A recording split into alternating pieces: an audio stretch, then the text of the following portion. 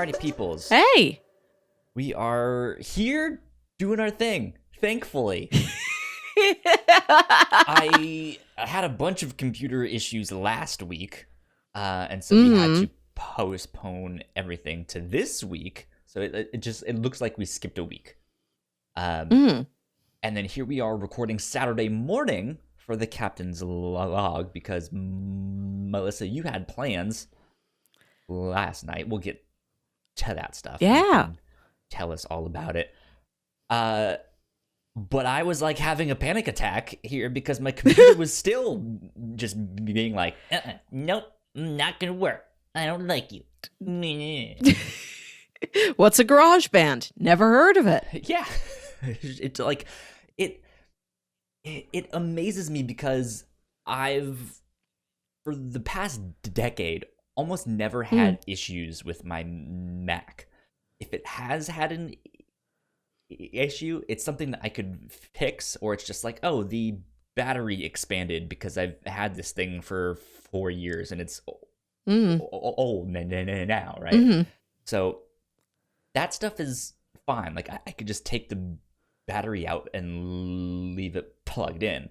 But now I have a desktop. And I can't just take a battery out. Yeah. So I have no idea what's wrong with it. It's crashing constantly. I have to restart it because it freezes. The programs that we use to do all the podcast stuff just won't open. It sits there in the like opening animation for as long as I let it, and it's just like this past year has been terrible. So no idea, but we are here in podcast land. Yes, making a podcast. We're not live streaming it though, because I didn't want to tempt fate. Yeah, but it happens. You know, things just don't work sometimes. Just don't work. But let's go ahead and get things started then. This is episode 84 of the Whatnauts Captain's Log. My name is Kyle Springer, and I am joined by Melissa Wilkinson. Melissa, how are you? Yes, I'm good. How are you doing, besides all the computer nonsense?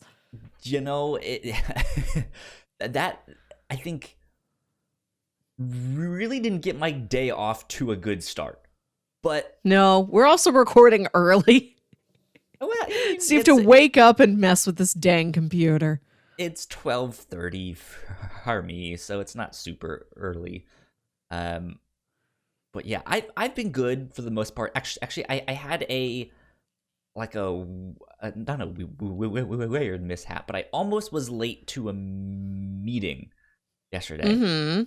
I woke up and my friend texted me because they were in one, and they're just like, "Oh man, this meeting I'm in is super lame. What are you up to?" And I was just like, "Oh shit, I have a meeting like right now too. Fuck, that's got to be me." Yeah, so I had to like rush out the door. But it's been a good week. I think it's been an interesting one because we haven't had to keep up with stuff for the review show because we postponed everything right by a week. We were free this week. Yeah, everything was already done. Yeah, pretty much. What about you? Last night we had to postpone our regular Captain's Log recording time because I had to go to an art show. My old roommate is a painter, and some of her pieces had been accepted into this 30 under 30 art gallery thing that a local community was putting on. And she sent me this Facebook event, and I look at it, and I'm like, I think this is the town where my cousin works. She's like an art director for the town. She does Parks and Rec type of things. Okay. So then she sends me a message. She's like, "Hey, are you coming to that thing I put together?" And I'm like, "I am. Wow, look at this." There you go. And it was hosted in a courtroom. Just on. Yeah. So their art gallery space that they had set aside for this 30 under 30 show was on the second floor of the local police station in a courtroom space where you would go to like hear about your traffic tickets. That's funny. And they just put up like little wires and hangers to hang up all these paintings and like little tables for sculptures. And then they had like chairs and lemonade and big Sam's Club snack platters. Okay. And she's standing at the front in a blazer, like welcoming people. I bid you welcome. Was there like a theme to the show? Or was it just like, hey, here's like a bunch of young, talented artists? Yeah, that's all it was. No theme. Okay. I mean, there were certain repeating patterns. The one girl painted 3 barns that I really loved. There you go. It was a barn burner of an art show. Yeah, so it was great. I got to see my old roommate's beautiful paintings and know that my own cousin picked them and said, these are good. Let's hang these up in the courtroom for one night. That's awesome. Yeah. That's really cool. It's been a while for me since I've been to an art show. I've exhibited in a couple, but it's very few and far between, and I don't even really count one of them because it was my senior show at college. So it's like, that was mandatory, you know? It's like, we had to do that stuff. But yeah, I exhibited once in high school back in the day, and that was fun. Yeah. They actually teamed us up with our rival high school, and so you had to partner up with an art student from our rival school, and we had to make something. This sounds like a great pitch for a Disney Channel original movie. Yeah, it kind of does, actually. Or like a mini arc on Riverdale. The serpents have to team up with the ghoulies on an art exhibit. Great.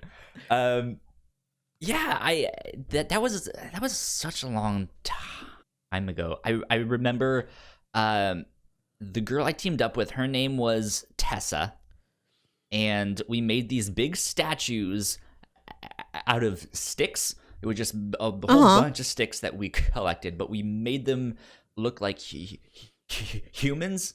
They were like human-like, and then we covered them in wax, just like hot wax, and we melted on the top. And so it's these like really weird figures, and I don't even remember what we were like, what the idea was behind that, or like why we were like, our theme is summoning an elder god, right? No, the theme was emerging roots, or something like that. So I think we just took that theme of like roots. People make roots. What if roots were people? Let's just get a bunch of sticks, make some people, and then cover them in wax, because like that will solidify it. Yeah, this seems like an eerie precursor to that scene in Annihilation where Tessa Thompson becomes a tree. Yeah. She's like, you know what? I'm not going to fight anymore. I'm tired of life. I'm going to be a tree now. Bye, Natalie Portman. Good luck. Yeah. How much art do you get to do recreationally now?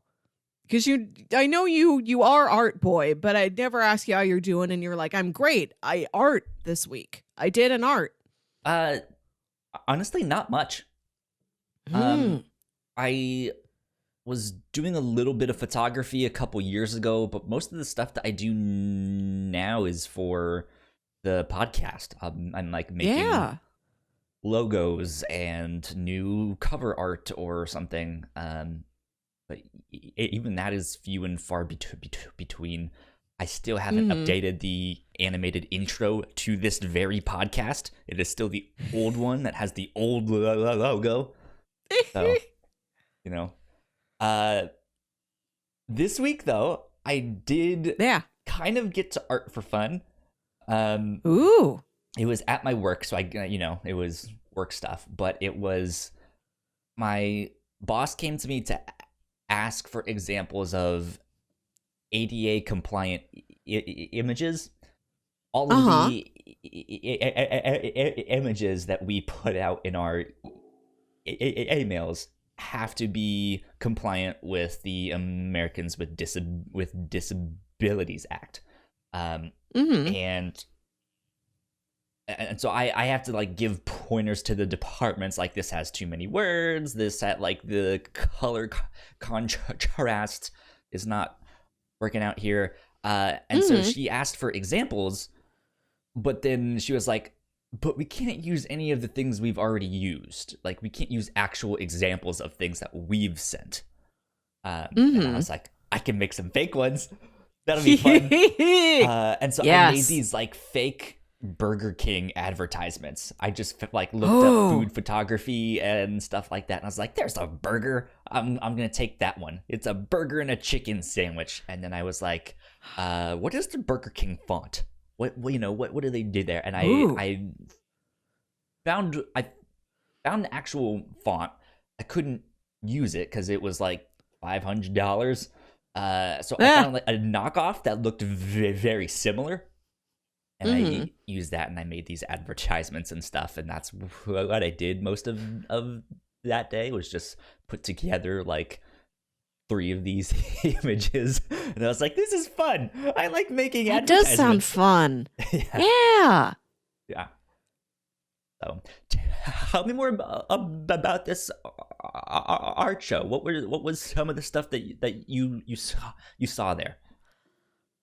There were the barns. And these were like very, very simplistic. Some were paper cut, some were painting, but it's like, here's 3 colors and like 5 shapes, and it's a barn and a field. Like it looks like a video game or something almost. Like not pixelated, but just like extremely simplified. Or like a kid's, like a baby toy of like a barn. Just like as simple as it could be. Our grandparents like lived in the country, so I have a fondness for like barns and roosters and like all of that Americana country imagery. Like they did not have the classic big red barn, but whenever I see one, I feel fond of it. It makes me think of my grandparents. There you go. There was photography. There was a really cool photograph of like, I don't know if this is of a LARP or a guy from a production of Macbeth or what, but it is this like old like Viking soldier guy with like a chainmail hood on, and he's like covered in blood, and he's like standing in the rain. That was cool. My roommate does very like dreamy, surrealist, like very vivid, colorful paintings. It was nice to see again. Yeah, some weird like found object sculptures. It's like, well, this is made out of sticks and like old plastic bags that I twisted together into like rope, and then I wrapped it around the sticks. Like very well designed. They look almost like little Studio Leica characters, like very expressive little figurines. There were ceramics there. Somebody made a ceramic Happy Meal that I liked. There you go.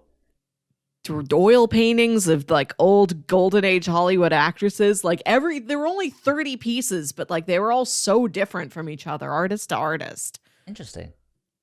Yeah. And this is just like this little suburb, out here on the outskirts of St. Louis. Like there's great art heckin' everywhere. You don't have to go to the big city.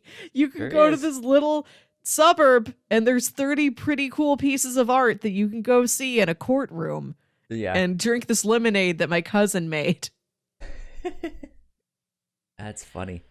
It's really awkward for me sometimes because my parents also, I mean, I've lived with them most of my life. They know that I'm a big artist, and so they're always trying to like hype me up or like talk me up to their friends and stuff, like, oh yeah, he's an artist, he does art.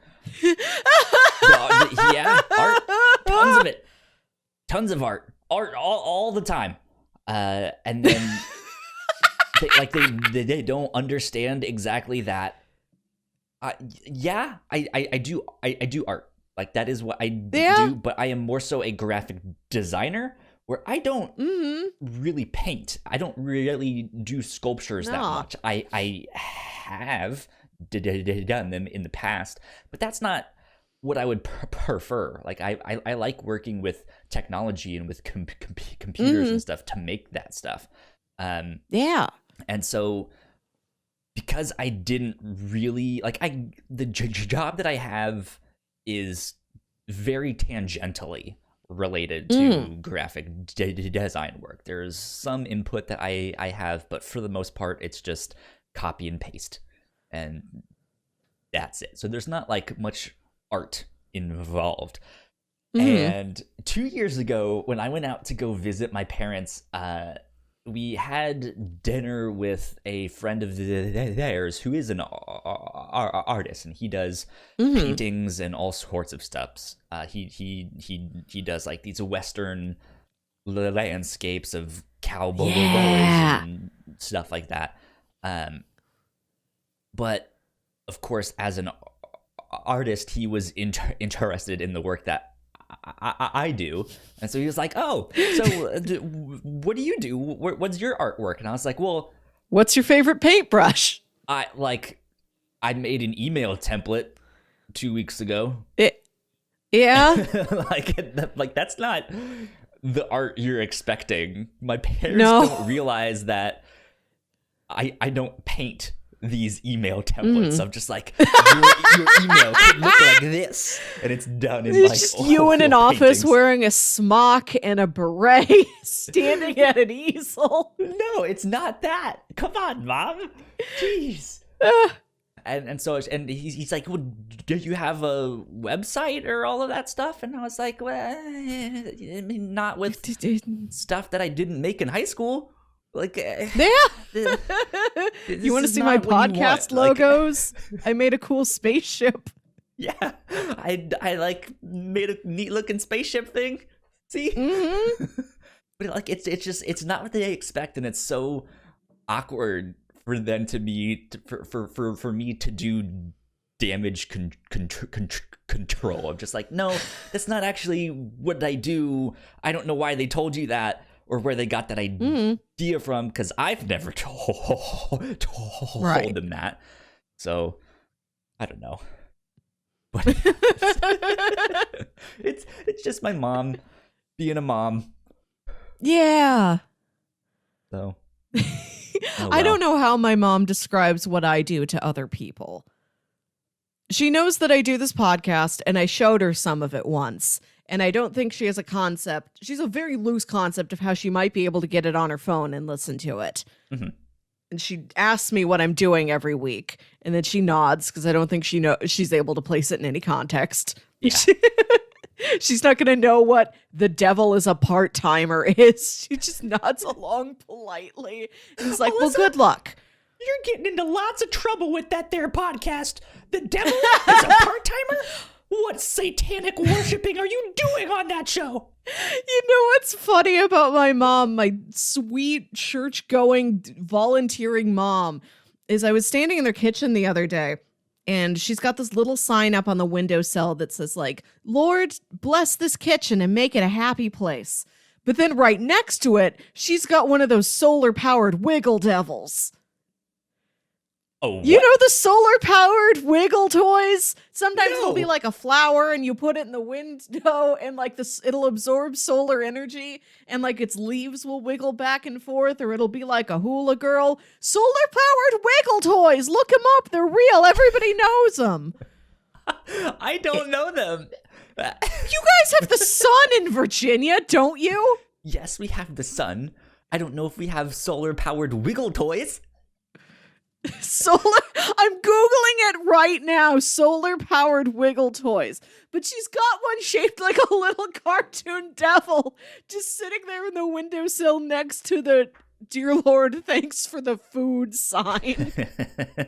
And I'm like, I really gotta hand it to my mom. She's so comfortable in her faith. She's like, come on in, devil. Welcome to my kitchen. You can have some macaroni too. Oh my, one time, one of our friends came over to the house, And I think like maybe not even for that long. He might have just been over there to like pick up my brother and take him somewhere. I don't remember if he was staying or not. But mom says, "Do you want some mac and cheese?" And he's like, "Oh, okay, sure." And then she goes into the kitchen and he's like, "She's been in there a while." And they go in there and they're like, "Oh, you're making mac and cheese now? You didn't just already have mac and cheese? You were offering him leftovers? You were like, there's a person here. I should offer them something.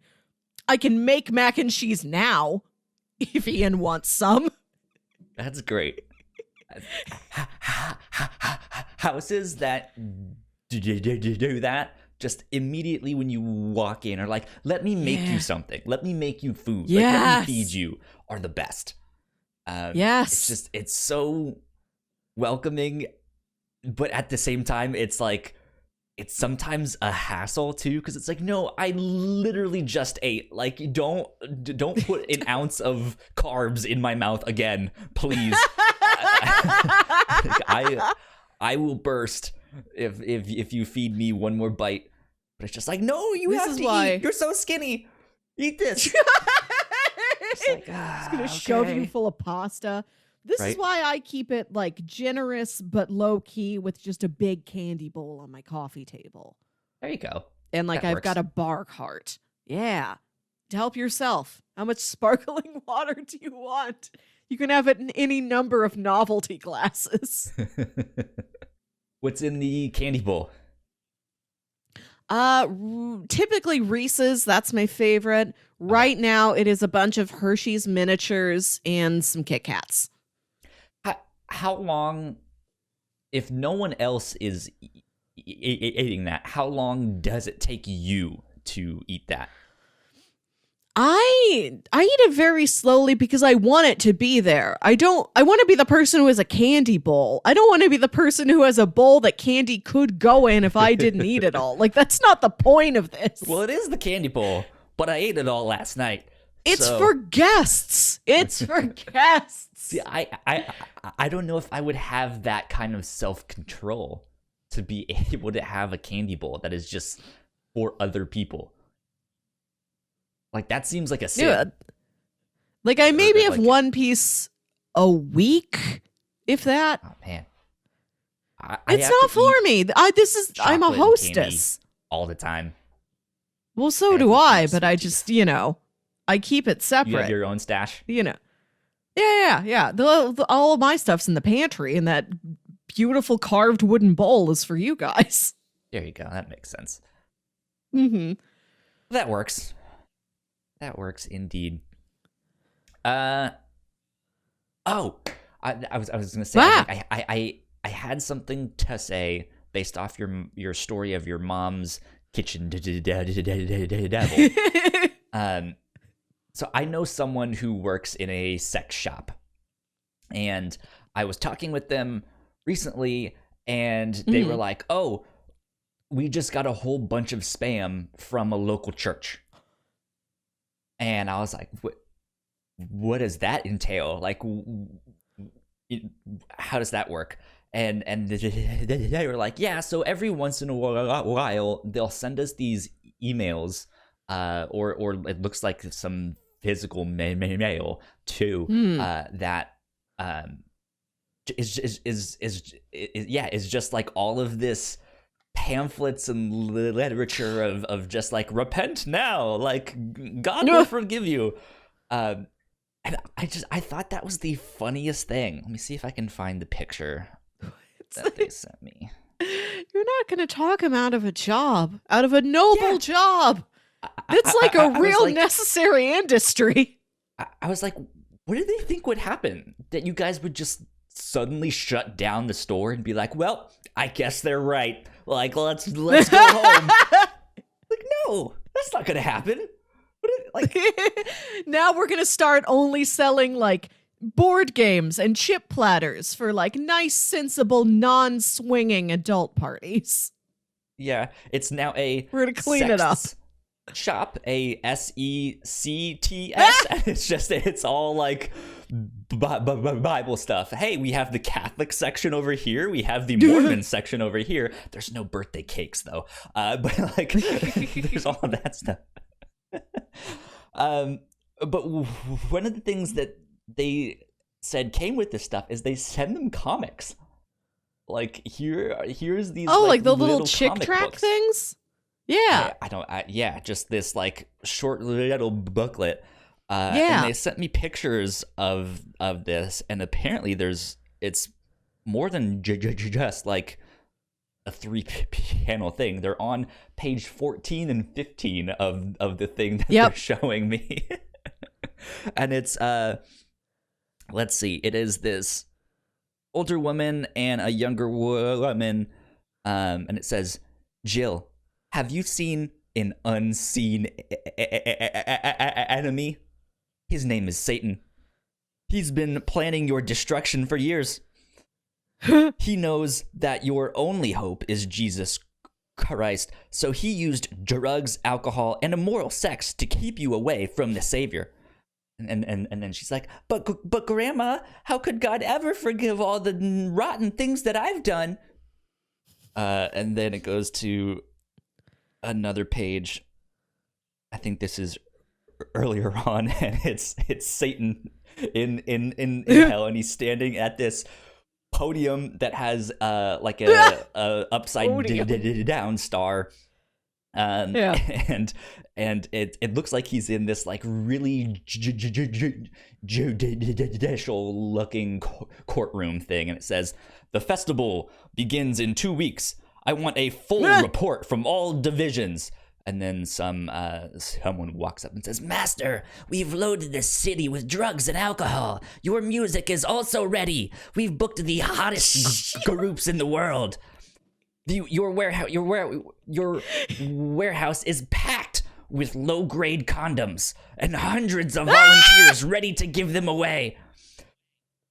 And then God approves of high-grade condoms. Right. And then it's Satan again. He says, the souls of all these party goers belong to me, and I don't intend to lose a single one.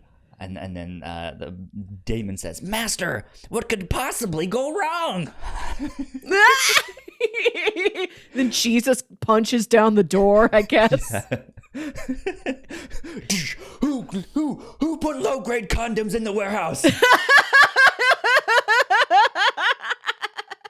So the thing that was really funny to me is one that someone made this comic. Yeah.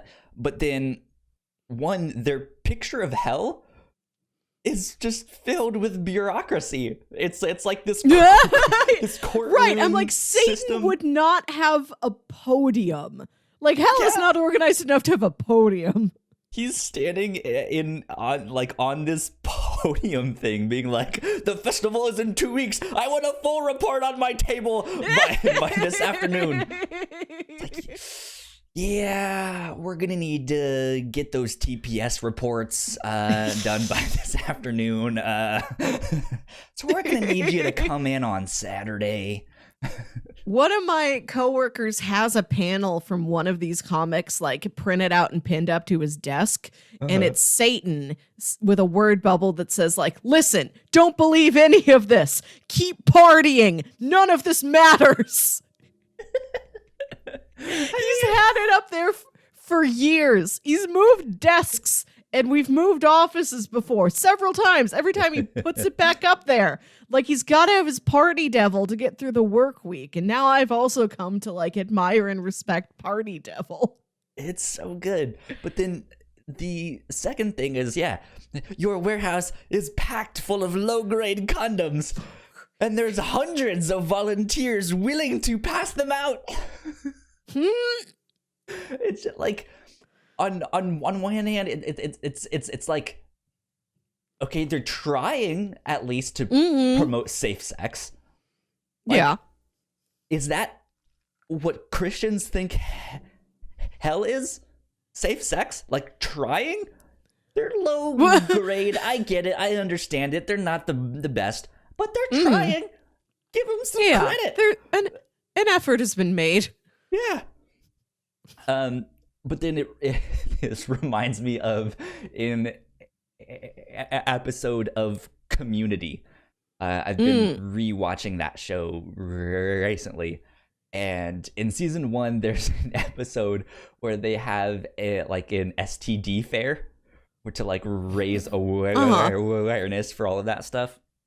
And they have this big party that night, and there's a bunch of alcohol provided and a bunch of condoms provided, and everyone just starts getting really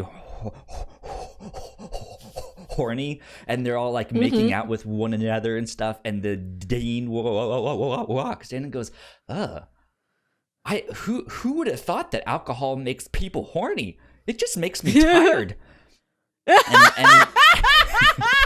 and then there's this group of kids in the back that are filling up the condoms with water to like have a water balloon fight. But as they're filling them up, they notice that they're all leaking. They all have holes in them. And so they're like, oh no, the condoms are all defective. Oh no. And so they have to like run to the PA system to make this announcement. And the character gets there and goes, ladies and gentlemen, if you're having sex tonight, don't use a condom. Whatever you do, do not use a condom.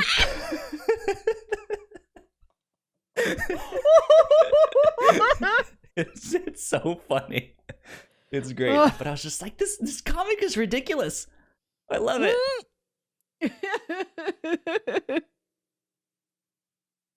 Oh well. Let's see. You put something on your 7 wonders of the world. Yes. What is this?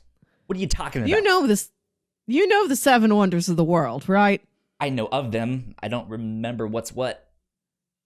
Okay. We got Great Pyramids of Giza, Colossus of Rhodes, Lighthouse at Alexandria, Temple of Artemis, a big statue of Zeus, a mausoleum of some kind, and then the Hanging Gardens of Babylon, which are like, people are pretty sure that wasn't real. This is just something somebody wrote in a book in a time when nobody had any ability to fact check something, and so people just keep hearing about this amazing garden. We saw pictures and like drawings of this is what the Hanging Gardens look like. It was just a copy pasta, and then it got its way onto the list of the 7 ancient wonders. Oh, I just couldn't sleep one night this week, and I'm just trying to list stuff because that like makes my brain get tired. And I'm like, why don't I remember all of these anymore? Because I knew them. I had an illustrated picture book of these things when I was a kid. And I'm like, I can only get like 5 of these. What am I doing? So the next day I'm like, well, I'm researching this. Like I gotta refresh myself. I'm upset I don't know these anymore. So I went looking up the 7 ancient wonders. And then in 2007, Time Magazine, National Geographic, I don't know, some organization was like, guys, let's get 7 modern wonders of the world. And this is Christ the Redeemer, the big statue in Brazil. It's wild to think that the ancient wonders are so ancient that stuff like Machu Picchu is considered a modern wonder. It's Christ the Redeemer, Machu Picchu, Great Wall of China, Petra. Oh, heck, what are the rest of them? Petra. What's that one? Oh, it's the cliffs of it's this place in Jordan. It's this temple carved like directly into the rocks. Like you go down into a ravine of these beautiful like orangey, pinky colored rocks, and there's this big elaborate temple like carved into the side of the rocks. Okay. It's that. It's Chichen Itza in Mexico, which is the stair-steppy pyramid. You know it. You've seen it. And then what the heck else? 7. I'm missing one. See, I'm trying to like remember these. Oh, the Colosseum. See, like the Colosseum is considered a modern thing because that other stuff is so old. It's so old. Yeah. This was just something I was educating myself on this week. And I was thinking, like, if I had to pick my own personal 7 wonders of the world, what would they be? And what would yours be? Interesting. I'm kind of surprised that like the Eiffel Tower is not on there, or like the Statue of Liberty, or the Grand Canyon. Well, I think it all has to be man-made stuff. So Grand Canyon is out because, like, you know, water and nature and God power did that one.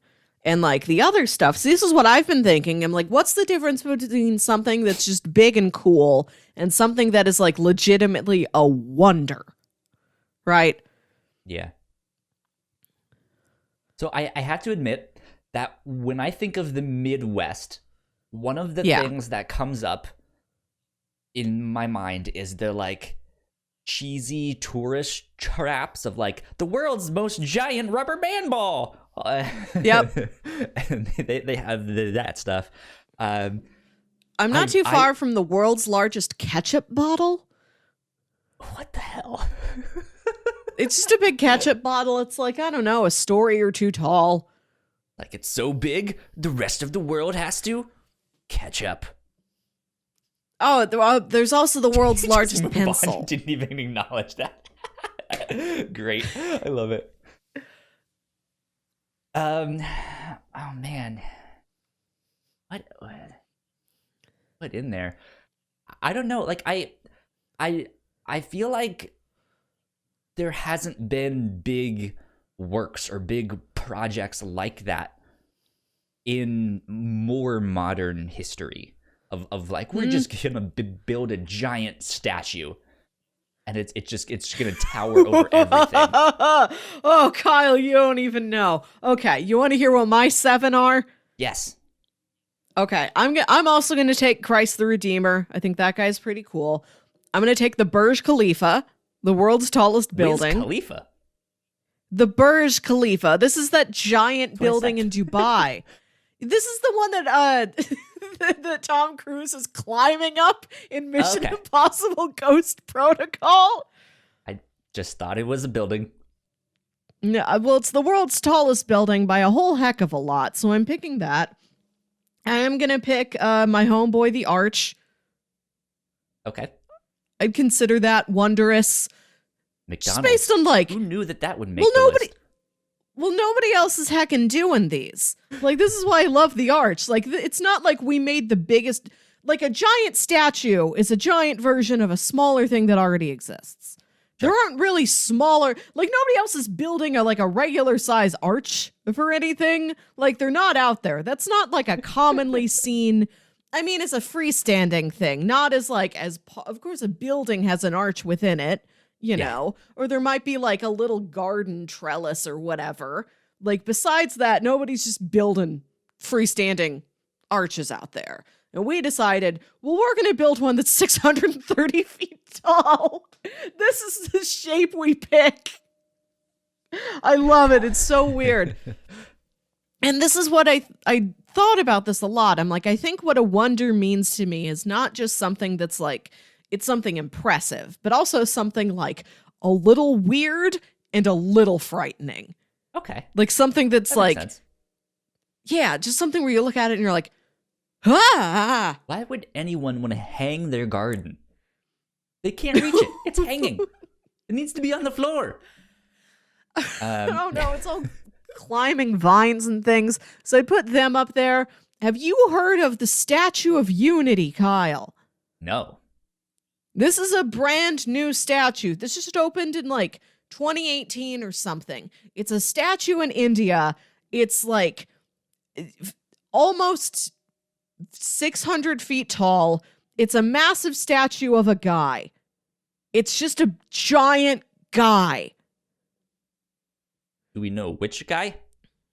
We do know which guy. He's like an Indian, like a politician and diplomat from like fairly modern times, who like at one point India was like a lot of different like districts or principalities or whatever, and he kind of brought them all together, and he did so peacefully, and that's why people wanted to honor him with a giant statue called the Statue of Unity. And it's just a normal looking man, but he's 600 feet tall. And he's just like in the middle of like just a landscape, just big man. It looks neat. I'm looking at a graphic that has a bunch of statues worldwide, and it lists them from tallest to shortest. Yeah. Statue of Unity in India is 182 meters tall.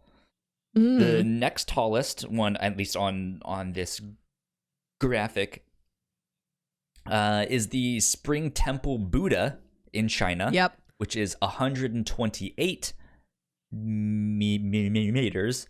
Now, to put this in context, 128 meters. The Spring Temple Buddha is 420 feet tall. Blaze it. The Statue of Unity is 597 feet tall. The St. Louis Arch is 630 feet tall.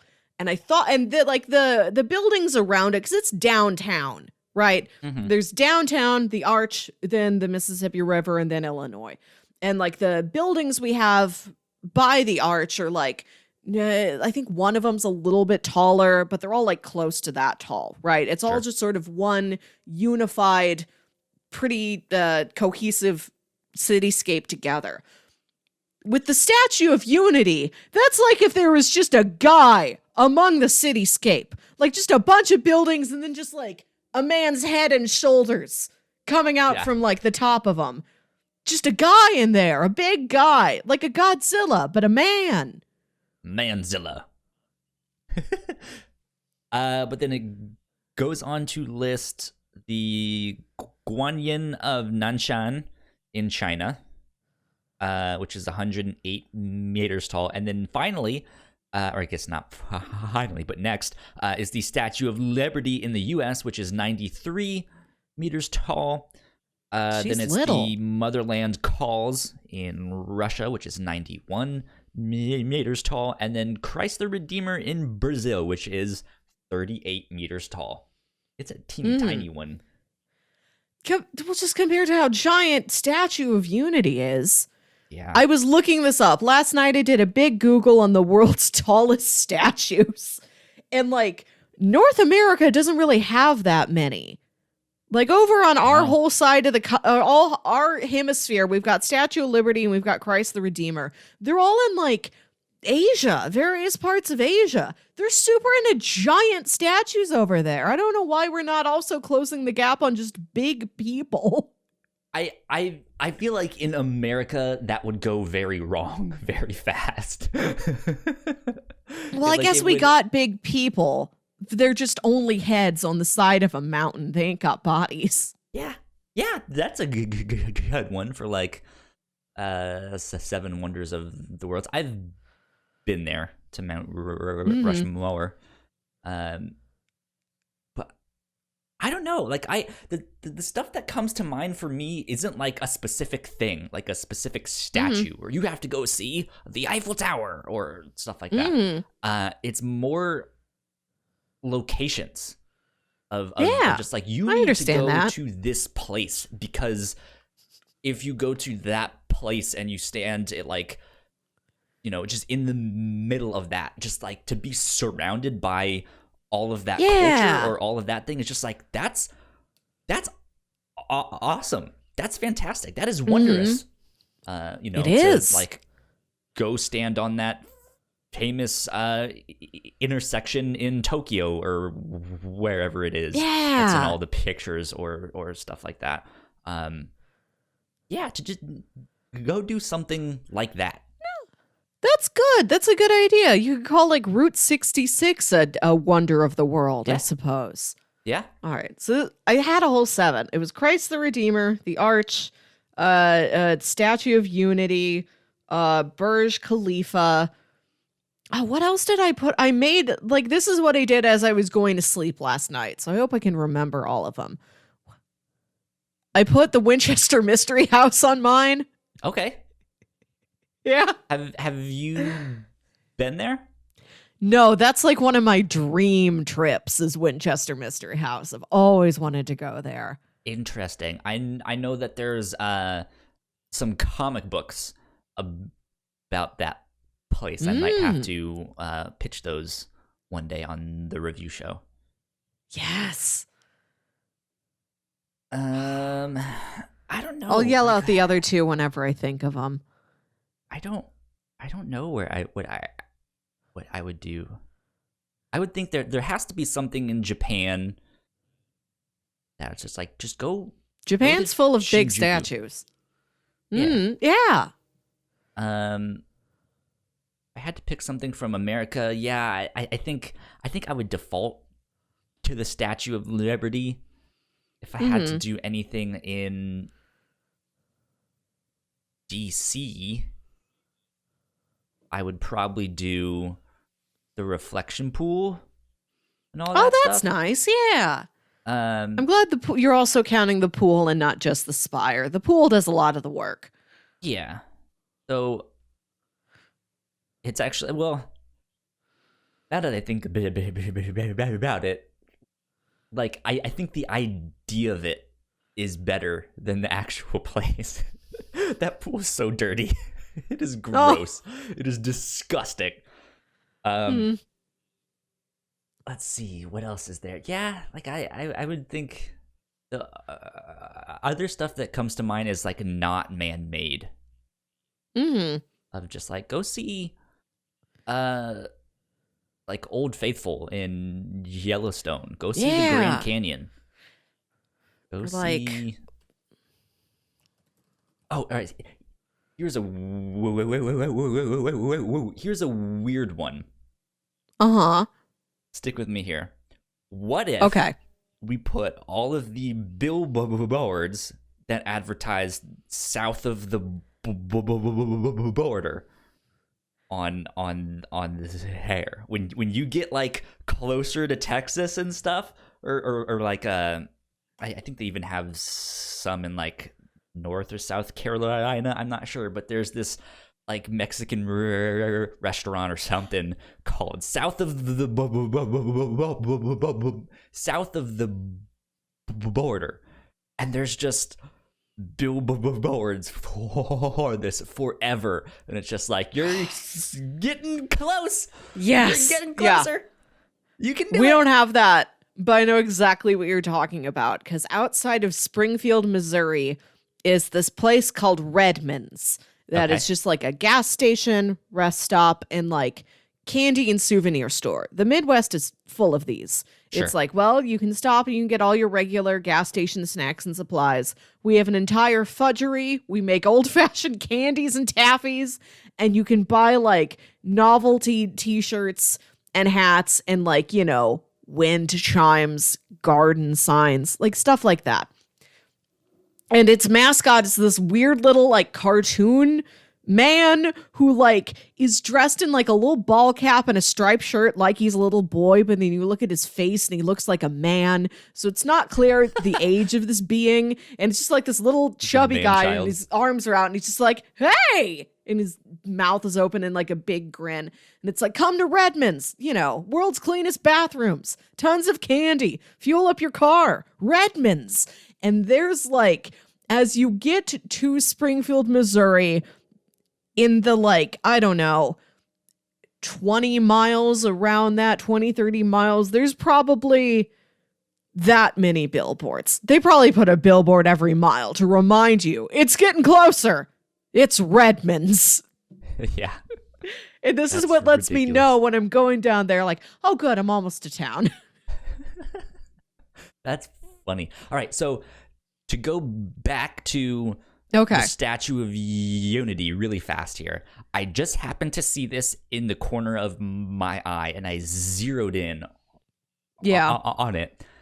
This is coming from the website that has that image that I was looking on earlier, and it is the Travelology India blog.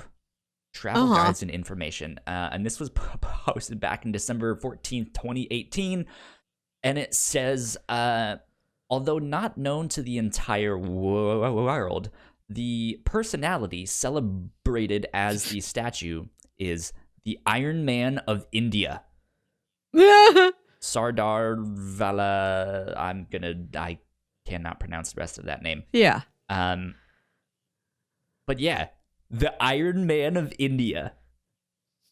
What a great name. I imagine called so because of his stalwart will, but yeah. Just imagine if this was a robot, if this was a Jaeger, this is one of the world's Jaegers.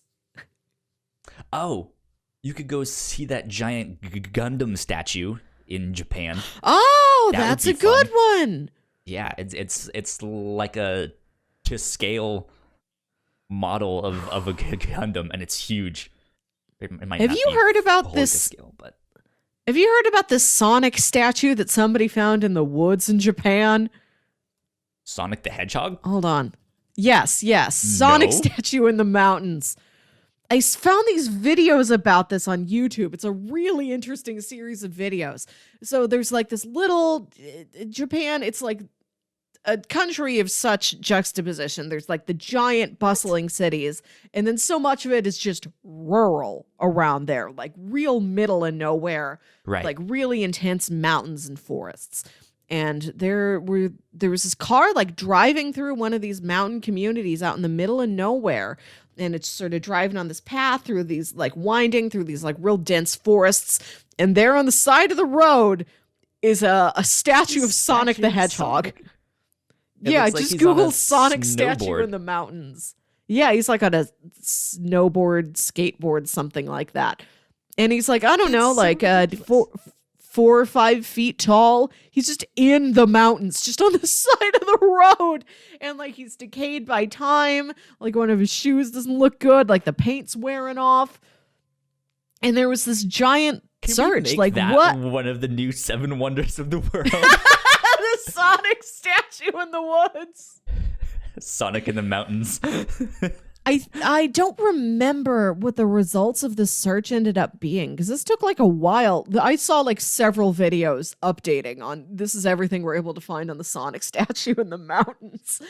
But I think this was a promotional statue for like a Sega theme park or a Sega store, like maybe like a big, there's like big mega stores. Like this is our flagship store and we've got extra stuff in it. It might have been like one of those. It's like we've made a statuette of a Sonic to place in there. And then somehow like it just went to like this local family or business. And they're like, yeah, we're just going to put it out by some trees on the roadside. And we'll just, when we give people directions, we'll be like, well, when you hit Sonic, you've gone too far. Imagine finding that. Like in like an old in an old warehouse, just like, oh yeah, we had this extra Sonic statue. Surplus, right? That kind of reminds me of this old store that used to be here in Richmond. It's probably around somewhere still, but it used to be like right behind one of the art buildings here, and it was just this giant warehouse, and it was basically a thrift store, but wasn't for clothes and stuff like that. It was just like old knickknack, like it was like an antique shop, like the one in Toy Story 4, where you just walk in and there's just rows and rows of things, of just junk everywhere. Stuff. But they had a whole room dedicated to mannequin parts. Yes! And it was a big room. Like, it was not just like, oh yeah, we have this small like walk-in closet. It was like, this is like the size of my house. And it's welcome just to the mannequin abattoir. Take a thigh home. It's it's arms and feet and hands and heads. Like, that is the perfect location to hide a body, just amongst the mannequin parts. What? I don't know what mannequins you've seen. I've never seen a mannequin and thought, so lifelike. Looks like real human skin. I can hide a body here. That works. There's a Sonic statue in the back too. No one will notice. Perfect place to hide a hedgehog. Yeah. Are you familiar with Fry's Electronics? Fry's Electronics. This is I don't think so. This is a series of stores kind of along the lines of like a Best Buy Circuit City or something. Huge big box stores. Sure. They're not prevalent now, and I also don't believe they have been prevalent in our parts of the country. I think that's mostly a west of the Mississippi sort of thing. Gotcha. Farther west than us. I technically am west of the Mississippi, but more than me. You know, getting towards like Pacific and Mountain time zones. Out there, they've got Fry's Electronics. They're these huge box stores, and they're all excessively themed. And each one of them is themed differently. It's also still a completely full, like, operating electronic stores. You can come here and buy a TV or a printer. But also, the whole place is Alice in Wonderland themed, or space themed, or Aztec themed, or pirate themed. What? Yes. Podcast The Ride, which is mostly about theme parks and extends that to any kind of themed entertainment. Did a whole like 2-hour Patreon bonus episode about Fry's Electronics. Yeah, Google Fry's Electronics, because there's one of these that looks like an Aztec temple. Like, do you know the Ripley's? F-R-Y-E? Yeah, Frye''S. Like if the main character of Futurama owned something. Sure. Like, you know, the Ripley's Believe It or Not museums, and how each of these like look different, and like one's upside down and one looks like a pirate ship or something. It's like that, but this isn't a wacky museum. It's just like a Circuit City. This is wild. I think there's one I see that's steampunk. Ooh, yeah, there is a steampunk one. And like these are intense. Spaceship crashed into it. Yeah, some of them look like temples, and like they're themed. Some of them are a little bit more simple on the outside, but like really themed on the inside. Weird. Yeah, these things sound absolutely yes. Oh, is that, now that this reminded me, is that last Blockbuster in Alaska still around? Let's add that to our 7 wonders of the world. Absolutely, we should. Yes, the final Blockbuster. The last Blockbuster. God, I think about Blockbuster often. Like, this was our Friday night ritual when I was a kid. Is our dad would take us to Blockbuster, and we would usually get McDonald's or sometimes another fast food or Chinese takeout or something. Yeah. Which, to be honest, we did frequently, but we always did it on Friday nights. And I was just set on McDonald's and Blockbuster, like week after week. And I can still have all the McDonald's I want now, but there's no Blockbuster. And it's not the same effect if I go to like a Red Box. Yep, not the same.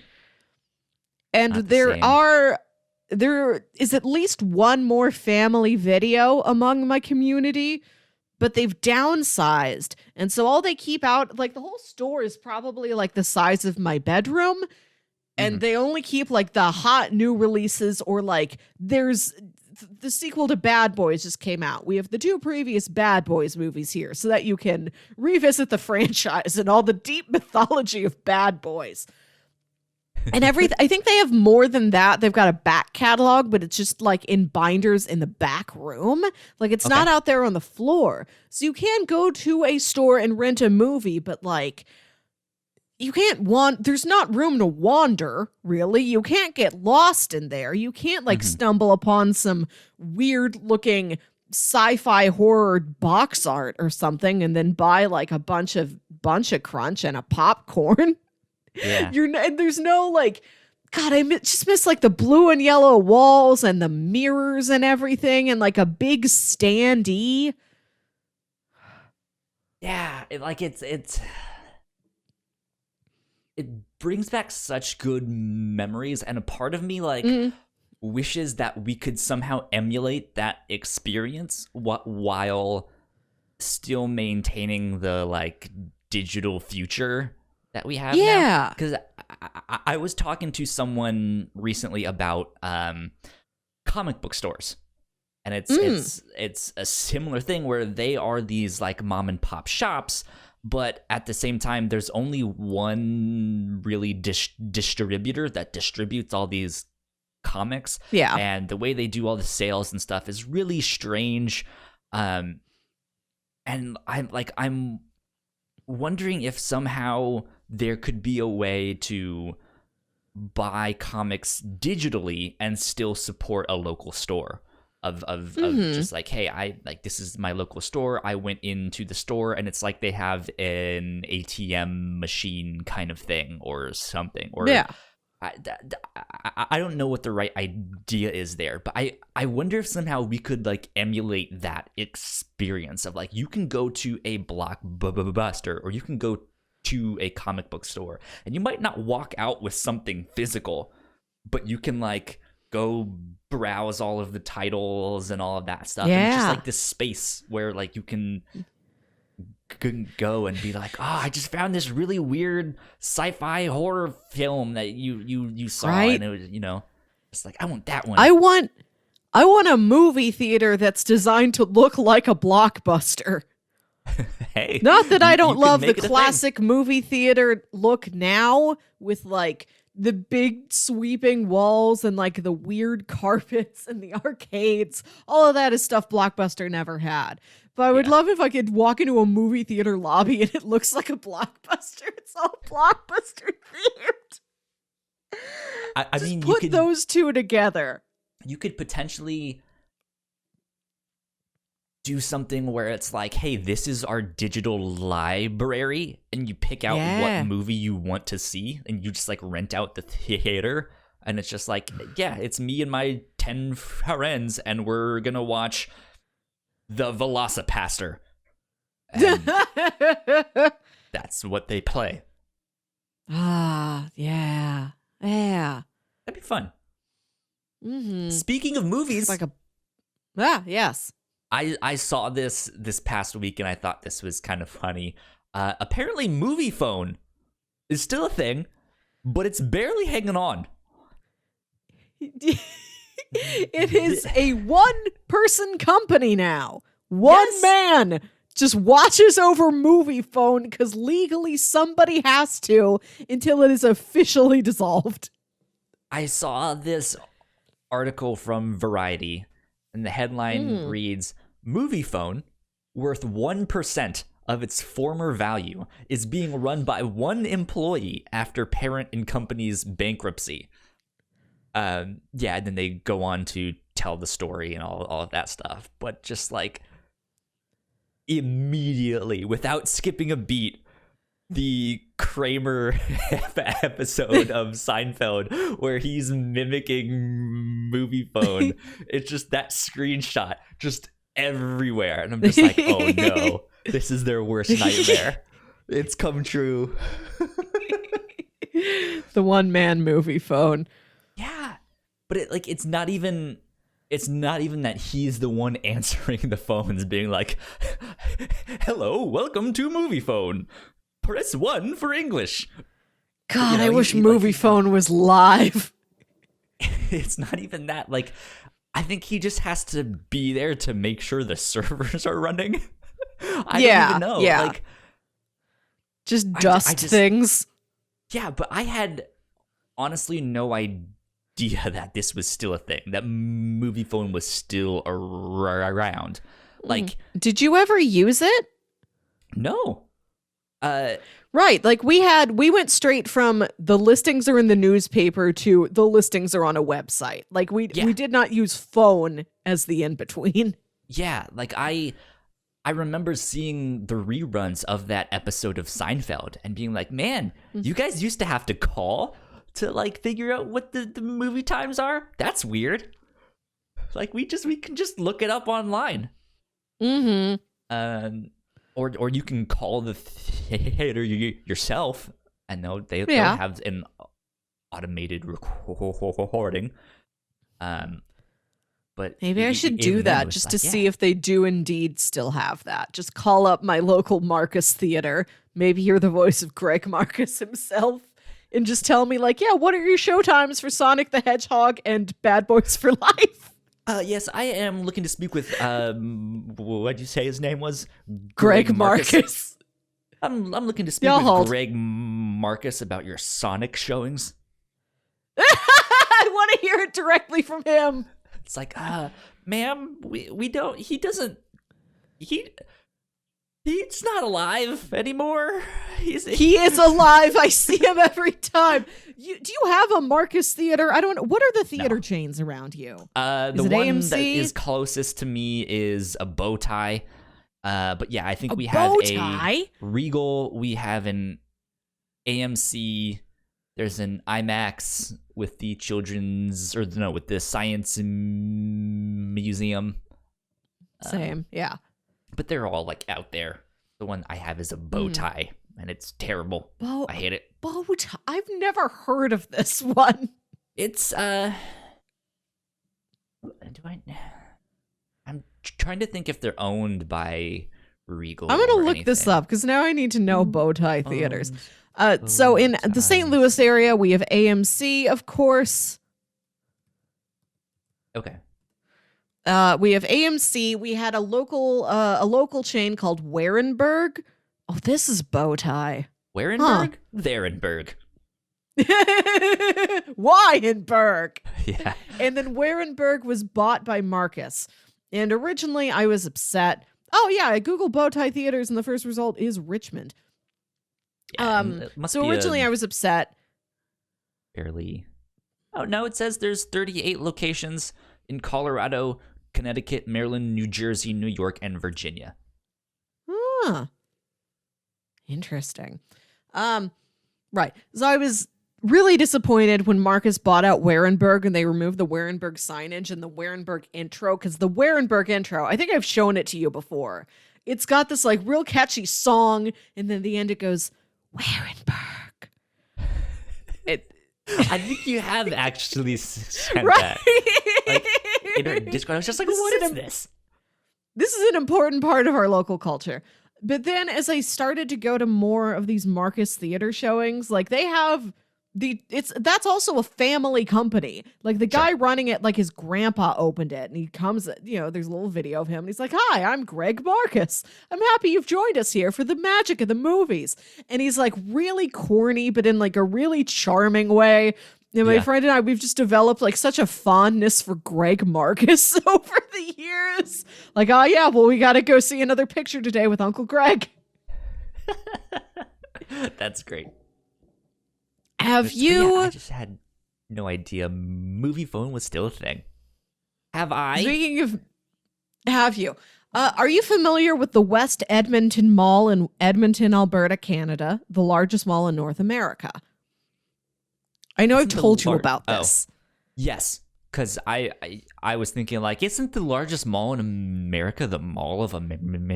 It's the largest mall in the United States, but in all of North America, it's this mall in Canada. They probably have 2 movie theaters or something. It's that big. But they had this big movie theater, and you would like take an escalator up to get to it, and then it had this big like lobby area with like a big raised ceilings, and like that's where the snack bar was. And they had like several different snack bars. You get so much different food there. And when this place first opened, the mall had been open for a while, but when they opened and like renovated this theater, they really did it up big. Like this was a huge themed, elaborate space for this movie theater.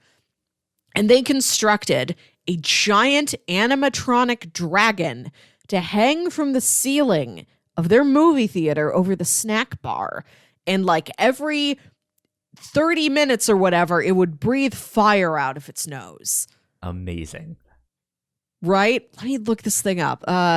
West. It's like, yeah, let's build a movie theater. And then it's like, okay, well, we need to like fill it with movie paraphernalia and stuff like that. Like, no. A dragon. It did have that. I think it had like a Darth Vader statue or a Yoda statue. Like it had a couple like IP specific things, but it also had this big dragon. Look this thing up. It's amazing. A specific dragon? Like, is it like Smog, or is it like Peach dragon? No. Is it Puff? No, just dragon. Just meant to emulate any dragon.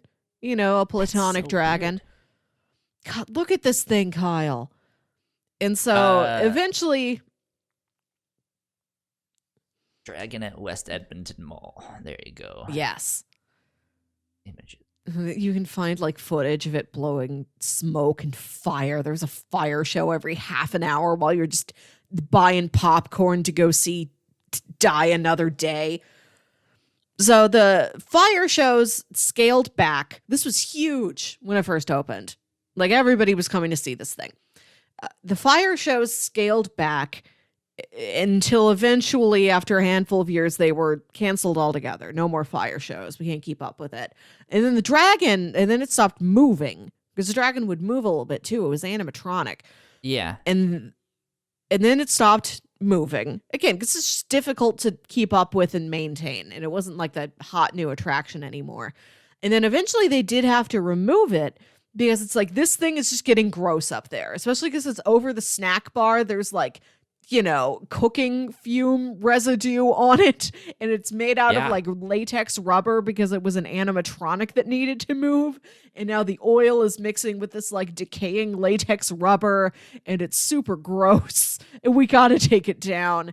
And now it's just like a big empty space in the ceiling of this beautiful movie theater that once had a dragon in it. I just looked it up, and yeah, that is a huge dragon, and it actually does breathe fire. It's a full-on like flamethrower, like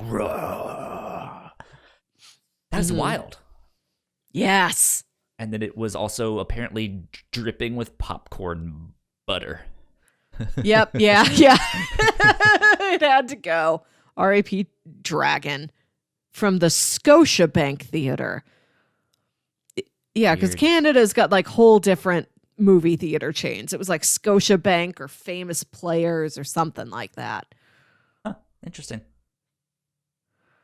Speaking of malls, I have a question that I was going to bring up last week because I was just reminded of this, and it's something I don't think about all that often, but I wanted to ask you if you ever go into a store and feel ashamed when you don't buy something.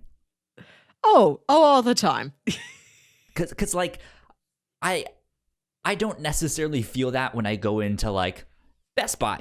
And it's like I'm here to look, and I didn't find something, I'll walk out.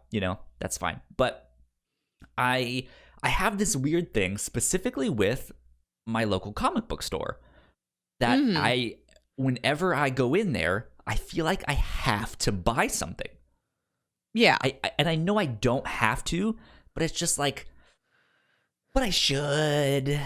Right. My wallet doesn't want me to. This feels socially rude. Yeah. Like I went in a couple weeks ago, or I guess like a week and a half ago, and I got my comics, and I meant to take something off of my pull list. That's one of the things that a lot of local comic book stores do is they like have a box, and you tell them what series, what titles you want to subscribe to, and they will pull them to make sure that you get those ones, and then you can come in and pick up your box, and it's all good to go. And so I had meant to be like, hey, I no longer want to be buying Justice League. Yeah. And so that next day I went back in, and I was like, should I just tell them and then leave? Just like, hey, I don't want to be buying this anymore. And then like, okay, that's it. Thanks, guys. See you in 2 weeks. Right? You know, or do I like shop for something? And to buy like comic book stores are good for this because they have a lot of tiny things like buttons and stickers or a gaming die. Yeah, or just, I like, hey, there's this graphic novel that I've been looking at for a long time. Why not? And so, yeah, that's what I did. Like, I just, like, I immediately when I walked in the store, I was just like, oh, man, I feel shame. Like, I need to buy something. Yeah. Oh, man. Okay. What do I get? And so I got something, but it was still just like, that's weird that I only feel that really like with that store. Like there's no other stores that I like walk in and then walk out of and be like, man, I really should have bought something because I just feel bad. I understand. I think because like a comic book or gaming store, like I think those people there really feel like your peers. Like we're all kind of in this together the way you might not feel if you're just going into like, I don't know, a produce store or like just like a little mom and pop or a dime store. Like if I go to the beauty store and I just look at stuff and end up not buying anything, or I'm like, I will take one eyeliner pen, please. And it doesn't feel as bad because it's like, well, we are in different classes or something. I don't know. Like it's like, yeah, they're very friendly there, but it's like you are employees and I am a customer. But if you go into a comic book store, those people are like, they're really your friends. Like that is really the vibe a comic book and gaming store has. So to be like, all right, great talking to you, John. Sorry, pal. No, I don't need this copy of Scooby-Doo Apocalypse. I'm going to go on my merry way. You have a good day. I'm not going to give this money. Sorry. Also have that like mom and pop vibe. Yeah. I mean, 'cause that's what they are. They are mom and pop stores, but it's like, I mean, since I sign up for their email newsletter and stuff like that too, and especially in a college town or a store that's on a college campus, this store has to be very diligent of like, hey, if you have a box and you're graduating or you're leaving for the summer, like you need to tell us because we can't just have all this unpaid for product be sitting here. It costs us money to have it just sit there. And so they're always like, make sure you come in and buy something. And I'm just like, yeah, okay. Yeah. I will. Okay. All right. But yeah.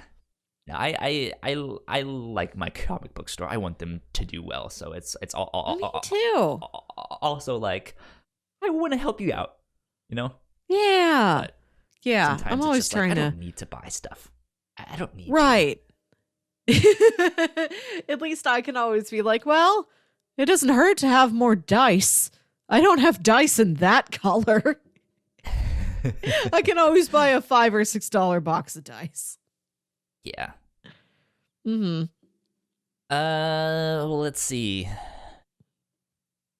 I have a mystery that I'm going to hold for another episode of the podcast. Oh, thrilling! I've been debating on when to talk about it because it's been happening, and it's not done yet. It involves Squarespace. Is this a true crime podcast you're trying to do a backdoor pilot for? Pretty much. No. But yeah, I've had some stuff happening to me lately, and it's going to make for some great stories, but it's not done. The saga is not done yet. Okay, I like this preview. Yeah, I like to know that this narrative is still in development. Be on the lookout for the Squarespace mystery. Coming down the road here on the Captain's Something I wrote on our topics list is, will I buy a $35 eye cream? I don't know. I wrote this last night. I really think I am going to buy a $35 eye cream. So, what is the deal with this cream? Is this like just a super expensive version of something you already use? Do you feel like you are starting to have a need for something like this? What's the story behind this? Why are you struggling to? Okay, so my eyes water a lot. They're very sensitive. I'm just like a kind of a big sap, and I cry at lots of stuff to begin with. Sure, I have allergies. If it's too windy, like there's a lot of things, emotional and physical, that will just make my eyes water.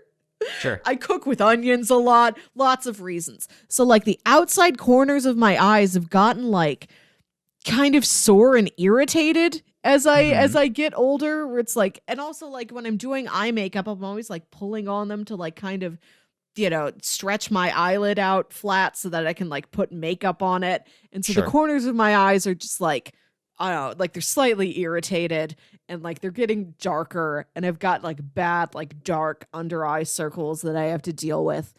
And I've had this like Burt's Bees eye cream that I use for it. And Burt's Bees is like among the more expensive drugstore products. This eye cream I bought probably cost like $12 maybe. Sure. So I've been using it, and I'm like, I don't know how much of a difference this makes. And if it gets too close to my eye, then it burns, and then my eyes water, and then the problem repeats itself. I'm stuck in a hell You said loop. it was eye cream. So like my eyes are like, if I get it too close to my eyes, I'm too sensitive to it. And I'm like, this defeats the purpose. But I'm like, I bought it, so I'm going to keep using it, I guess. But I've always dreamt of a better eye cream. Because I'm like, this doesn't really make me look or feel that much better. I just already have it. And I've got a friend who's like a beautician, and she's been raving about an eye cream from this higher end cosmetics company called Benefit. She's like, the Benefit eye cream is amazing. Like, I use like every single drop I can get out of the little container. It's the best eye cream I've ever used. And I knew it was a higher end product, so I've been kind of thinking about it. Like, well, do I want to go for that one after I'm done with my tube of this Burt's Bees stuff? And I was in the beauty store a couple weeks ago, and I tried just like a little dab from the sample pot. I put a little dab on either side of my eyes, and I'm like, this feels so much better. Like, this feels like a dream. This is so good. And I'm looking at these recommendations. They're like, yeah, this is an amazing eye cream. Like, this did wonders for my dark circles. So I'm like, I really want this. It's $35. Yeah. But it is like they say, like, you don't need a lot. The name of the product is It's Potent. So like beauty products have got weird names.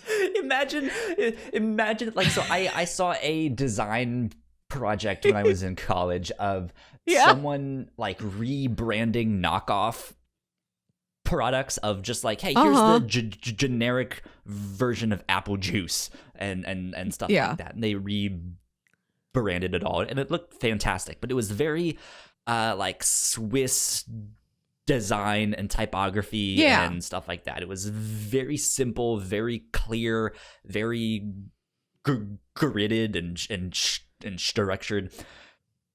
But what if that was the name on all the things of just like, it's liquid.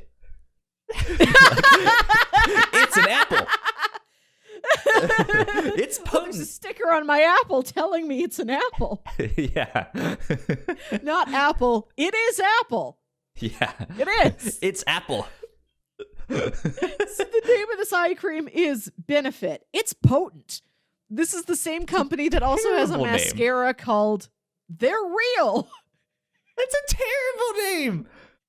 No, it's meant to emulate, like, these aren't false lashes. I found a mascara good enough that it makes my real eyelashes look like false lashes. It's also a joke about, like, breast implants, because, like, all the packaging has got, like, a really busty lady on it, and it says, They're Real. That's funny. But, like, because the product is, as so named, potent, they're like, you don't need very much. Like, that tub, and by tub, it's like a little jar that's like, I don't know, 2 ounces or something. They're like, that could last you like 4 or 5 months, 6 months maybe. And I'm like, that does seem like a good investment. Then I would only spend that much once or twice a year. Oh, and I'm just done. I think I'm done dealing with it. Like, I feel bad dropping $35 on one single product. This seems preposterous to me. But I'm like, this seems like the best eye cream I could get without paying like, you know, $70 a container for some crazy like department store beauty counter thing. Yeah. So I think I'm going to take the plunge. I think I'm going to go to my beauty store today and buy a $35 container of eye cream. Because I got to tell you, like, I still dream of the way I felt after I had that sample. I want to feel that good every day. Now, is this the kind of thing that you are worried that if you end up really liking it, which it sounds like you do, I'm hooked. will you be buying this in bulk? Will you just I can't give me 100 of these cans? I'll No! pay $3,000 right now for a lifetime supply. No, because beauty products, I think even if they're sealed, don't last that long. That's true. Yeah.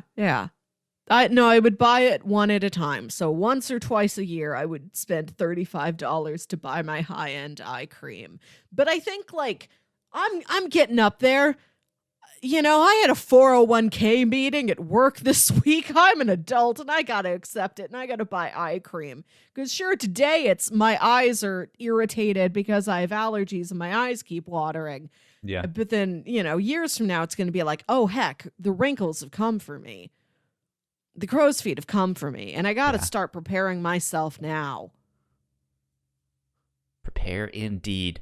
Melissa, to wrap things up, I have a final question for you. Okay.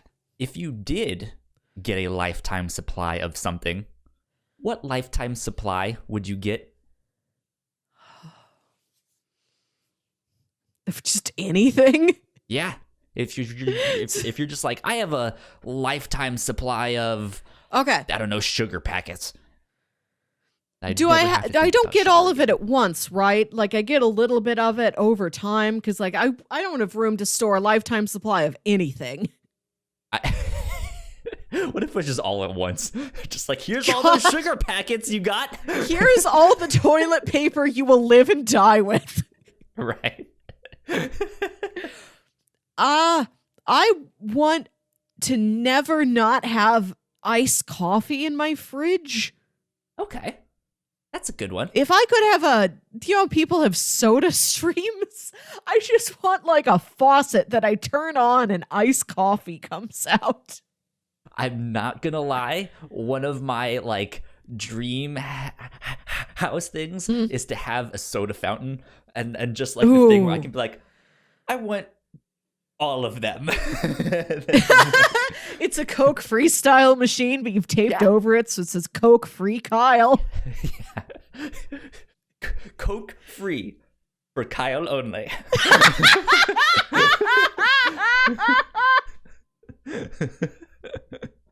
No, something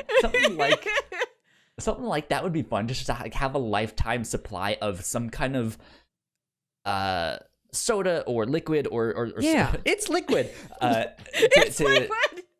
To like have that be your like, hey, I have my caffeine for the day, or I've had my coffee for the day. Like you need something like that. Something like that is good choice. I think I don't know. I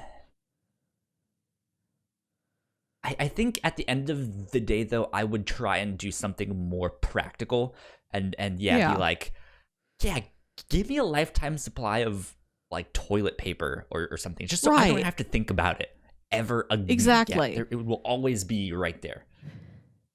I gotta tell you, going to Sam's Club and buying like 24 rolls of toilet paper at once and not having to think about it again for another 4 months is a real treat. It's real nice. I've noticed on Amazon you can now subscribe to certain things. If it's available on Prime, you can subscribe and be like, send it to me every month, or send it to me every 6 months. So I'm starting to think about some of that stuff. I was like, give me a thing of Listerine. Let me see how long it takes me to use that, and then maybe I'll just like, every 3 months, send me Listerine. It's nice. I go to Sam's Club and pick it up, but in the like year and a half that I've lived in this apartment, I have bought paper towels twice. Because I buy so many. Shit ton of paper towels. There you go. Good stuff. Melissa, where can the people find you on the internet? You can find me on Twitter and Instagram at Wilkywit. That's WILKYWIT. I almost choked. Again, I have a habit of doing that. If I do not choke, you guys can follow me on Twitter at YoKyleSpringer, as well as on Instagram. I'm YoKyleSpringer there too. If you guys want to stay up to date with all of our shows, we'll keep you up to date if we have computer issues or stuff gets postponed or who knows what. That's where you guys can find us. We are on Twitter at The Whatnauts. You guys can always find more information on our website, thewhatnauts.com. If you like what we do, patreon.com/thewhatnauts is where you can support us. You guys can get episodes early. You guys can get exclusive content, which you and I need to talk about when we want to do our next exclusive thing of the Captain's Log. We'll figure that out soon.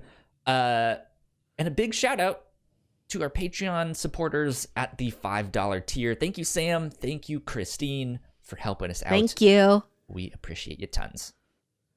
That being said, this is episode 84 of the Captain's Log. Despite all of our computer problems, hopefully we will be back next week with episode 85.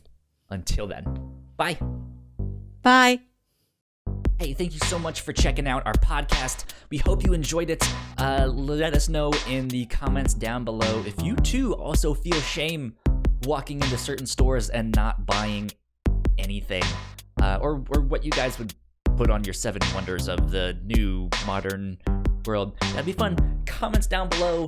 Subscribe to our channel right up here in this corner. That would help us out a ton. And of course, go watch one of our other videos right down there in that corner. That would help us out a ton.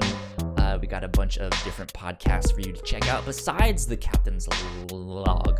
And we would appreciate it if you watch those ones as well. Till then.